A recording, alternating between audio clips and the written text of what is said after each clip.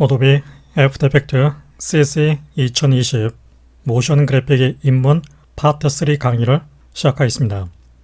네, 파트 2 강의에 계속 이어서 파트 3에서도 애프터 이펙트의 기본적인 기능을 위주로 해서 역시 설명을 이어가도록 하겠습니다. 이제 그 첫 번째로 바로 이 워프 스테빌라이저라는 기능에 대해서 이야기를 해보죠. 이펙트 프리셋에 보게 되면 그 디소트 쪽에 보게 되면 바로 워프 스테빌라이저라는 기능이 있죠. 이 기능을 통해서 어떤 그 비디오 영상을 핸드헬드로, 즉 뭐 어떤 트라이포드 같은 삼각대와 같은 그런 장치를 통해서 촬영이 되어 있는 게 아니라 손으로 들고 핸드헬드로 비디오 카메라로 촬영을 했을 때 어떤 영상을 비교적 안정적으로 좀 더 부드럽고 안정적인 화면으로 바꿔주는 역할로 바로 이 워프 스테빌라이저를 사용을 할 수 있습니다. 테스트를 위해서 이제 그 준비된 비디오 클립을 가져와 보죠.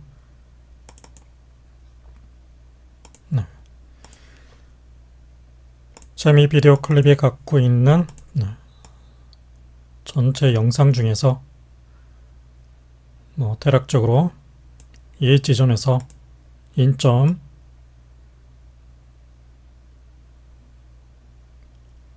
이 지점에서 아웃점을 잡아서 이 구간만큼만 새로운 컴포지션으로 생성을 해줍니다. 플레이백을 해보게 되면 바로 지금 보게 되면 이제 이 화면이 전형적으로 이제 그 핸드헬드로 손으로 들고 찍은 화면으로 보이고 있습니다. 물론 이제 그렇게 심하게 움직임이 흔들거리는 상태는 아니지만은 자세히 보면 이제 그 화면이 이렇게 좀 흔들거리고 있죠. 특히 이제 뒤쪽 부분에서 그런 느낌이 좀 많이 들고 있습니다. 아무튼 이제 이렇게 핸드헬드로 촬영이 되어 있는 비디오 영상에 대해서 바로 워프 스테빌라이저를 클릭, 드래그 앤 드롭. 그러면 이제 자동적으로 이 해당 레이어의 비디오 내용을 분석을 시작합니다. 분석을 중단하려면은 바로 여기 있는 캔슬 버튼을 클릭해서 중단을 해주시면 됩니다. 다시 분석을 하기 위해서 바로 아날라이즈 버튼을 클릭하게 되면 바로 전체 그 비디오 내용의 그 영상의 내용을 분석을 해서 실제로 이제 그 촬영되어 있는 화면의 어떤 흔들거림, 그 떨림이 어느 정도 수준으로 만들어져 있는지를 매 프레임마다 분석을 하게 됩니다. 지금 보게 되면 이제 이렇게 퍼센트가 나오고 있죠. 전체 그 프레임 구간 중에서 어느 정도 지금 분석을 하고 있는지. 당연하게도 이제 이 해상도가 크면 클수록 또 분석을 하는 어떤 시간적인 길이가 길면 길수록 분석하는 시간은 오래 걸리게 됩니다. 일단은 캔슬을 하지 않고 그냥 기다려 보겠습니다. 분석이 끝나고 나면 이제 이렇게 스테빌라이징, 안정화를 시키는 과정을 진행해 주게 됩니다. 그 과정이 이제 모두 끝났죠. 끝나게 되면 이제 플레이백을 해보면 확실히 이제 이전 상태에 비해서 좀 스무스한 그런 상태로 보이죠. 기능을 꼭 꺼놓고 비교를 했을 때 지금 상태에서는 이렇게 화면이 흔들거리고 있는 상태인데 워프 스테빌라이저를 적용을 하고 나서 그 과정이 그 상태가 좀 더 부드럽게 만들어졌습니다. 기본적으로 이 스테빌라이저 쪽에 있는 그 리절트 방식이 스무스 모션으로 되어 있으면은 바로 이와 같이 핸드헬드로 약간 조금 불규칙하게 흔들거리는 그런 모션을 비교적 스무스하게 부드러운 모션 상태로 바꿔주게 됩니다. 이때 이제 바로 스무스니스 값이 있죠. 이 값을 이제 낮추면 낮출수록 바로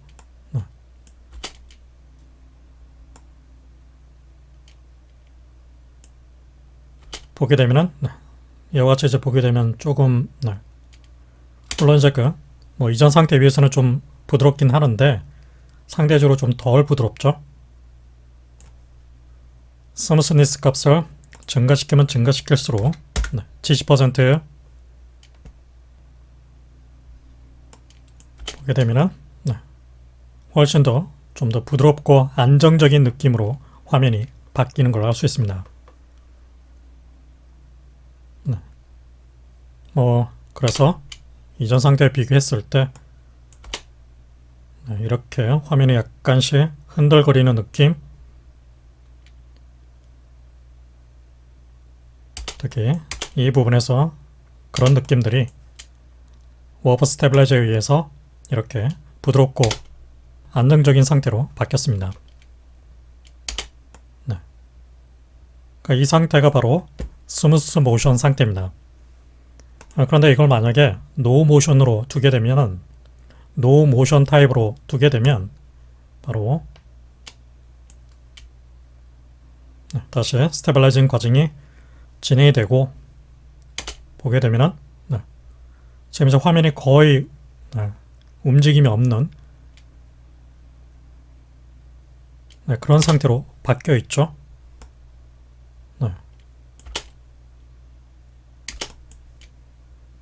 기능을 꺼놓고 봤을 때, 이전 상태 비교했을 때 이렇게 흔들거리던 화면이 지금은 이제 노 모션 상태로 해서 움직임이 거의 없는 그런 상태로 화면이 바뀌었습니다.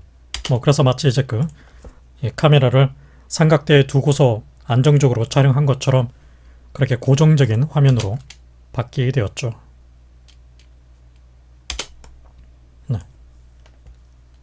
바로 이와 같이 이제 워프 스테빌라이저를 사용하게 되면 뭐 이같이 이제 화면이 좀 움직이는 핸드헬드에 의해서 떨리는 그런 모션으로 촬영되어 있는 화면을 스무스 모션 타입으로 해서 스무스니스 값에 의해 따라서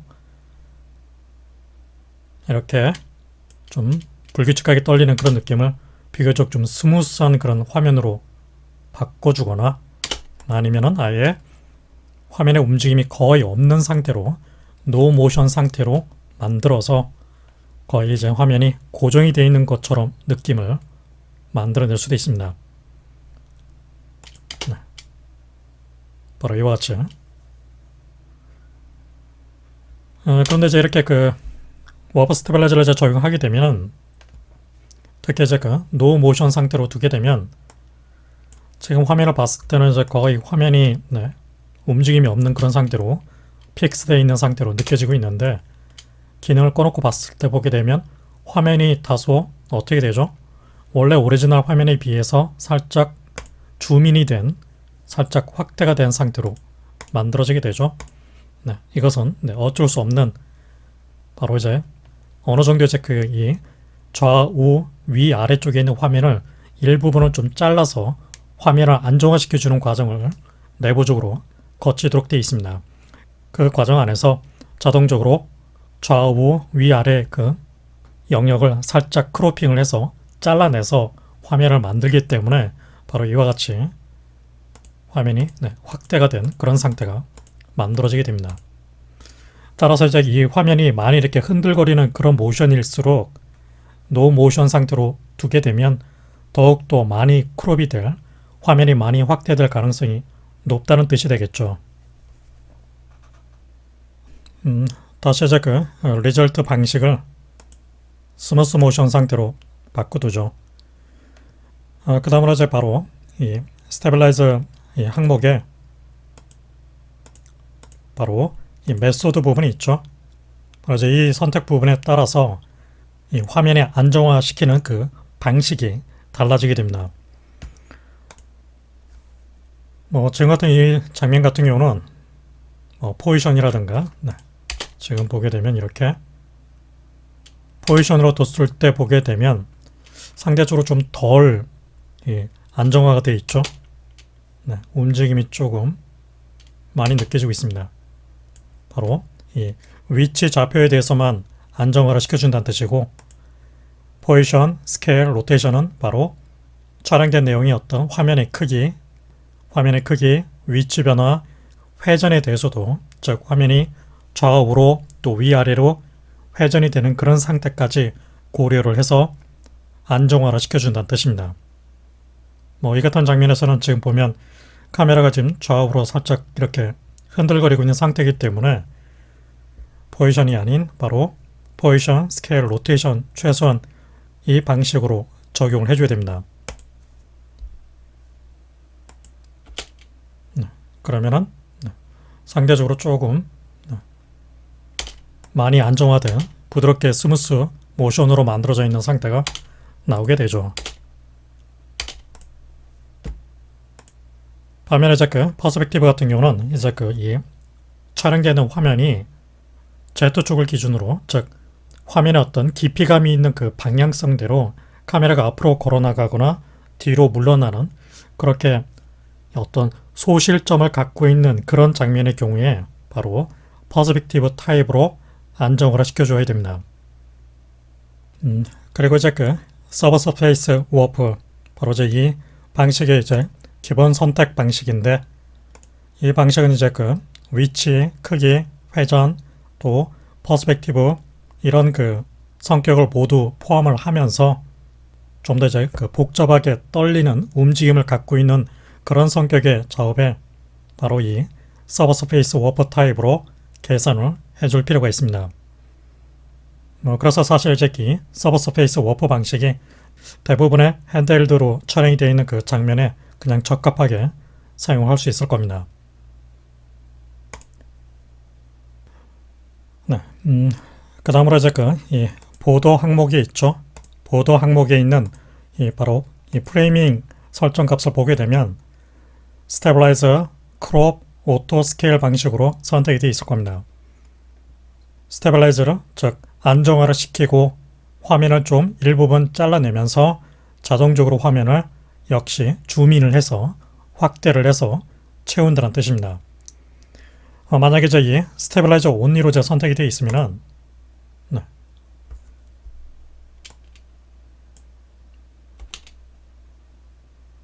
바로 자세히 보면은 이렇게 가장자리 부분을 보게 되면 약간 일부분에 이제 그 크롭이 되어 있는 그 영역이 살짝 나타나고 있죠. 이런 식으로 지금 상태에서는 이제 바로 안정화만 되어 있고 크롭과 오토 스케일 적용이 안 되어 있는 상태입니다. 그런 상태에서는 바로 이 같은 결과가 나오게 된다는 얘기죠. 스테빌라이저 크롭, 그러면은 안정화를 시키면서 안정화 시킨 만큼 이제 그 화면이 위아래 좌우로 이동이 되면서 살짝 맞춰지게 되는데 그 영역만큼 잘라낸다는 뜻입니다. 안정화를 시키고 잘라내기. 그래서 보게 되면 이전과 비교해서 바로 이제 스테빌라이저만 했을 때 비교했을 때 이 영역이 있죠. 바로 이 부분을 잘라내줍니다. 잘라낸 상태가 지금 보게 되면 이렇게 가장자리 부분이 블랙 프레임으로 나타나게 된다는 얘기죠. 그 상태로 지금 화면이 그 결과가 나오게 됩니다. 그러면서 이제 동시에 이 크롭이 되어 있는 만큼 다시 화면을 확대를 시키는 그 작용이 바로 스테빌라이저 크롭 오토 스케일입니다.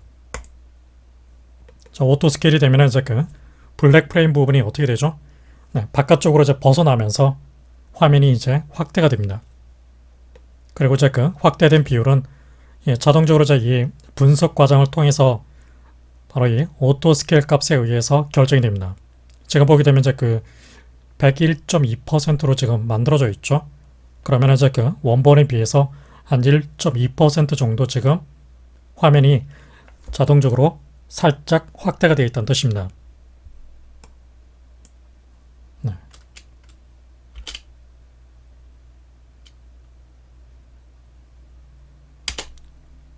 기능을 껐을 때 보게 되면 그만큼 지금 어떻게 되어 있죠? 이렇게 확대가 되어 있다는 걸 알 수 있죠.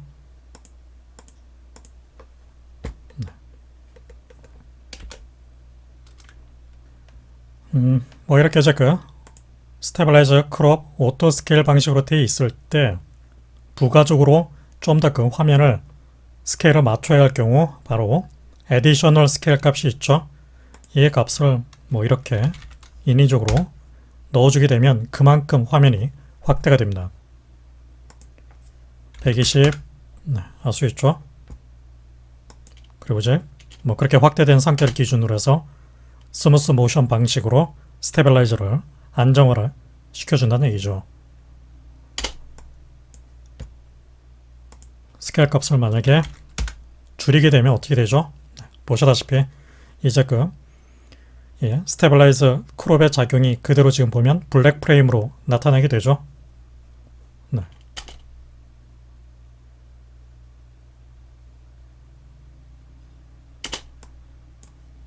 그래서 뭐 특별한 경우가 있을 때만 이 애디셔널 스케일 값으로 좀 더 확대를 해서 조정을 해 주십시오.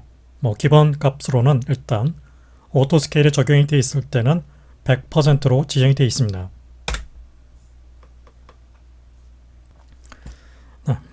그리고 이제 그 프레이밍 방식에서 마지막 스테빌라이저 샌디즈 엣지, 이 방식은 이전의 화면에 비해서 봤을 때는 좀 덜 확대가 되죠. 지금 상태에서 보게 되면 바로 플레이백을 해보면 훨씬 이제 그 계산 시간이 좀 오래 걸리죠. 플레이백을 했을 때 지금 시간이 좀 오래 걸리고 있는데, 그러니까 이 방식은 화면을 안정화시키기 위해서 이제 그 위아래 좌우가 이제 살짝 크롭이 되는 잘려져 나가는 부분이 있을 텐데, 그런 부분을 자동적으로 화면을 합성을 시켜서 채워 넣게 됩니다. 그래서 아무래도 이제 그 스테빌라이저 크롭 오토 스케일 방식에 비해서 좀 더 연선 시간이 오래 걸릴 수밖에 없습니다. 이 엣지 주변 가장자리 부분을 화면이 흔들거리는 만큼 안정화를 시키면서 그 잘려져 나가는 부분만큼을 다시 화면을 앞뒤로 분석을 해서 채워 넣기 때문에 그만큼의 계산 시간이 좀 더 오래 걸리게 된다는 얘기죠. 네, 뭐 그래서 지금 플레이백 스피드가 훨씬 더 느리게 지금 반응하고 있습니다.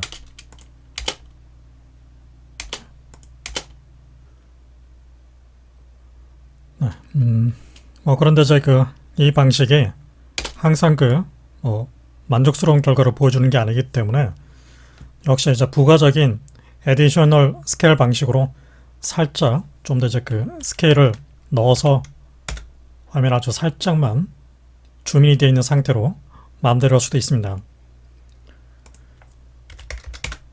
100% 상태에서 봤을 때 제가 보니까 그 일부분 가장자리가 한 몇 픽셀 정도 살짝 크롭 엣지가 좀 보이는 것 같습니다. 이런 부분들을 살짝 보면 약간 이런 부분들이 느껴지죠? 그리고 역시 이런 부분도 보면 살짝 엣지가 좀 덜 채워졌다는 느낌이 좀 들고 있죠. 아무튼 이제 이 스테빌라이저 샌디즈 엣지 방식이 주어진 스무스 모션 값에 따라서 좌우 위아래 안정화가 되는 만큼의 프레임을 자동적으로 매 프레임마다 분석을 해서 채워 넣는 방식이기 때문에 보다 계산 시간이 상당히 오래 걸리게 됩니다. 하지만 그냥 일반적인 수준 안에서 안정화를 시키는 게 목적이라 그러면 그냥 오토 스케일 방식으로 적용을 해주는 것이 대부분 무난하게 사용할 수 있을 겁니다. 비교적 계산 스피드도 빠르고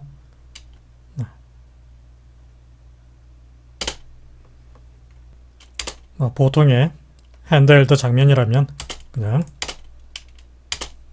스테빌라이저 크롭 오토 스케일 방식으로 사용을 해주면 될 것입니다.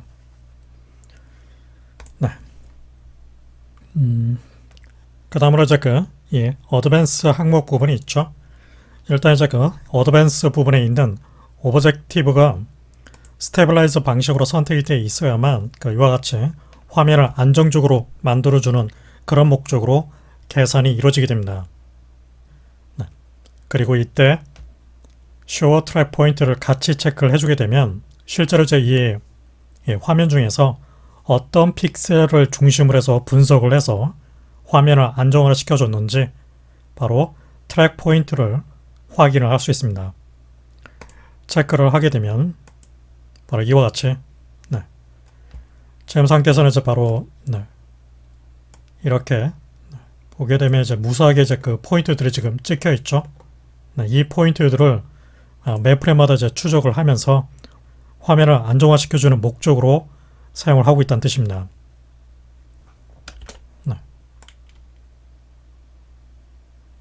지금 상태에서는 일단 이 스테빌라이저 기능이 잠시 꺼져 있는 상태로 화면이 표시가 됩니다.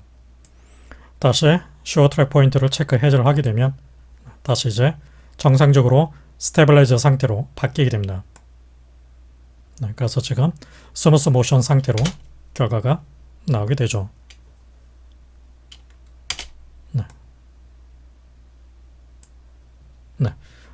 다른 장면을 또 갖고 와서 한 번 더 연습을 한번 해보죠. 역시 준비를 해놓은 그 비디오 파일로부터 이 비디오 파일이 있는데 이 파일을 보게 되면 이와 같이 좀 화면이 많이 흔들거리고 있죠.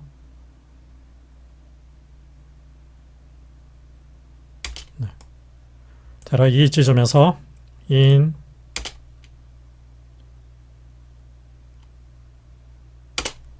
지점에서 아웃점을 잡아서 이 구간만큼을 새로운 컴포지션으로 생성을 해줍니다. 그리고 저는 이제 좀 계산 속도를 좀 더 빨리 진행을 하기 위해서 지금 이렇게 만들어져 있는 그 컴포지션이 갖고 있는 해상도는 지금 이 사용한 비디오 파일이 갖고 있는 1920, 1080 해상도를 그대로 사용을 하게 되겠죠. 컨트롤 K 보게 되면 1920, 1080입니다. 프레임 레이트는 비디오 파일이 갖고 있는 프레임 레이트를 그대로 지금 사용을 하고 있죠. 그런데 저는 여기서 해상도를 바로 1180, 720으로 사이즈를 좀 줄여 놓겠습니다. 오케이. 그러면 이만큼 지금 화면 크기가 맞지 않게 되겠죠. 스케일 부분에서 바로 에디트 밸류 유니트를 퍼센트 오브 컴포지션 100%로 위스 하이트를 둬서 이렇게 맞춰줍니다. 그래서 이제 1280, 720 컴포지션으로 만든 상태에서 바로 해당 비디오 레이어에 대해서 워프 스테빌라이저를 그대로 적용을 해주죠. 해상도를 좀 줄여서 작업을 하니까 조금은 더 계산 스피드가 빨라진 것 같습니다.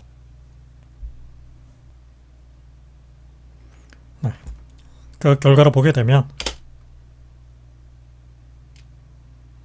비교적 좀 스무스한 상태로 화면이 지금 바뀌어 있죠.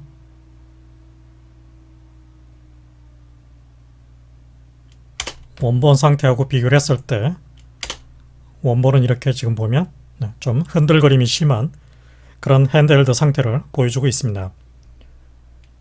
바로 이런 상태가 워버 스테빌라이저에 의해서 바로 이렇게 스무스한 상태로 바뀌어 있죠. 그리고 지금 오토 스케일 값이 102.1%로 지금 스케일이 맞춰져 있죠. 평균적으로 봤을 때 한 2.1% 정도 화면이 확대가 되어 있다고 볼 수 있겠습니다. 리절트를 노 모션으로 두게 되면 바로 이와 같이 아예 이제 화면이 거의 흔들거림이 없는 상태로 만들어지게 되겠죠. 오리지널 상태하고 또 비교했을 때 보면 이렇게 흔들거리는 상태가 바로 노 모션 상태로 해서 안정적인 완전히 고정이 되어 있는 그런 화면 상태로 바뀌게 됐습니다. 당연히 이제 그에 따라서 보면은 화면이 좀 이렇게 확대가 되어 있다는 걸 알 수 있죠. 네. 이번에는 이제 이 워퍼 스테빌라이저를 적용했을 때 효과가 좋지 못하는 그런 케이스를 알아보죠. 네, 지금 역시 이제 미리 준비해 놓은 비디오 클립이 있는데, 바로 지금까지 보게 되면 이제 이렇게 카메라가 아이들을 향해서 뒤에서 이렇게 쫓아가는 팔로우를 하고 있는 장면이 있죠. 네. 사실 이제 제가 보기에는 워퍼 스테빌라이저 기능을 사용할 필요가 없다고 판단이 되는데, 약간의 흔들그림이 보이긴 하는데 그래도 비교적 안정적으로 쫓아가고 있기 때문에 굳이 이 워퍼 스테빌라이저를 적용할 필요는 없을 것 같습니다. 그러니까 이런 장면에 대해서 강제로 이 워퍼 스테빌라이저를 적용하게 되면 바로 어떤 문제가 생기는지 확인을 해보죠. 대략 이 지점으로 새로운 컴포지션을 생성을 해서 워퍼 스테빌라이저를 그대로 적용을 해줍니다. 네. 워퍼 스테빌라이저가 적용되어 있는 리절트 방식은 스무스 모션, 스무스니스 값을 한 70, 이 방식으로 해서 결과를 보게 되면 어떻게 되죠?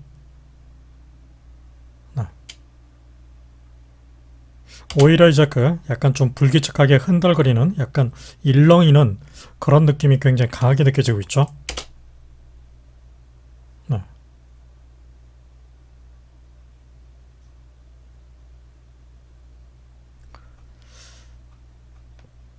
네. 이 같은 좀 부작용이 지금 발생이 되는 이유가, 카메라가 지금 이제 아이들을 이제 뒤에서부터 앞으로 이렇게 팔로우로 하는, 쫓아가는 그런 방향성을 갖고 있으면서 동시에 이제 아이들이 카메라의 움직임과 별도의 스피드와 방향성으로 움직이고 있죠. 바로 이 같은 케이스, 즉 카메라가 움직이는 그 방향과 주 피사체가 움직이는 그 방향성이 어떤 내용이라든가 움직이는 패턴이 달라지게 되면 이 같은 부작용이 발생이 됩니다. 그래서 보게 되면 이제 이 원본과 비교했을 때 보게 되면, 네, 원본은 약간 떨림을 갖고 있긴 하지만은 그래도 비교적 안정적으로 지금 팔로우로 하고 있죠. 하지만은 워퍼 스테빌라이저를 강제로 적용했더니 바로 약간 이제 화면이 울렁거리는, 네, 그런 느낌이 들고 있죠. 보게 되면 이제 이 장면 같은 경우는 이전에 제가 테스트를 했던 이런 장면들을, 이런 장면들은 보게 되면 사실상 이제 화면 전체적으로 봤을 때 거의 모든 풍경들이 고정이 되어 있다고 볼 수 있겠죠. 네, 물론 이제 이런 장면 같은 경우는 케이블카가 이렇게 움직이고 있는 그런 부분이 있긴 하는데, 그 부분은 전체적인 화면 관점에서 봤을 때는 좀 극소의 작은 부분으로 판단이 되고, 네. 그래서 그것과 별개로 이렇게 전체적으로 안정적인 화면으로 지금 워퍼 스테빌라이저가 적용이 되고 있습니다. 하지만 이 같은 성격의 지금 같은 경우는 바로 카메라가 움직이는 방향과 아이들이 지금 행동을 하는, 움직이는 그 패턴 자체의 어떤 리듬, 그런 스피드, 그런 것들이 좀 다 틀리기 때문에 또 그것들이 화면을 지금 비교적 많이 차지하고 있죠. 그런 상태에서 강제로 워퍼 스테빌라이저를 적용하니까 이 같은 어떤 울렁거림이 만들어지고 있습니다. 스무스 모션을 노 모션으로 바꿔보죠. 그러면은 아예 그냥 화면이 이렇게 좀 많이 클로즈업이 되면서 역시 울렁거리는 그런 부작용이 만들어지고 있습니다. 그래서 이제 결국 이 워퍼 스테빌라이저가 만능이 아니란 얘기죠. 네. 이와 같이 카메라가 움직이는 어떤 방향성, 떨림, 회전, 이런 어떤 리듬감하고 실제로 화면의 촬영이 되어 있는 그 대상 이 물체들이 다른 리듬감을 갖고 있다면은 이같이 좀 불규칙하게 울렁거리는 현상이 생길 수밖에 없습니다.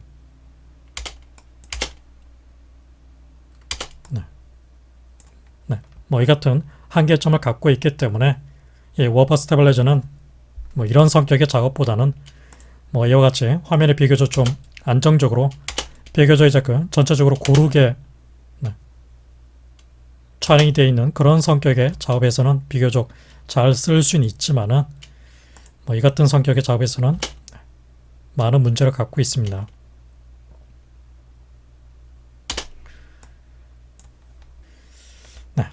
이번 시간에는 여기까지만 설명을 해놓겠습니다. 지금까지 보여드린 방법을 토대로 해서 여러분들도 이와 유사하게 화면이 핸드헬드로 촬영되어 있는 이런 성격의 그런 작업에 대해서 이 워버 스테빌라이저를 적용해서 화면을 안정화시켜주는 목적으로 한번 사용을 해 보십시오.